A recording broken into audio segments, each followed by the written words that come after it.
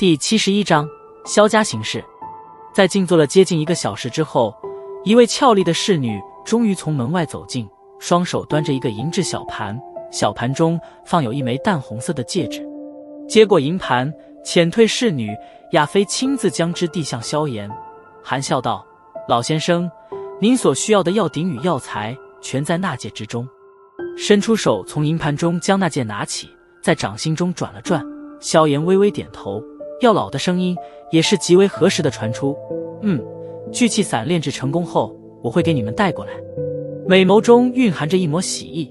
亚妃连忙点头：“好了，你们就不用送了，我自己出去。”挥了挥手，萧炎将那戒随手套在手指上，然后头也不回地对着候客厅外行去。桌上的蓝色玉卡，因为不想过多的欠人情，所以他也一并留了下来。望着那消失在门后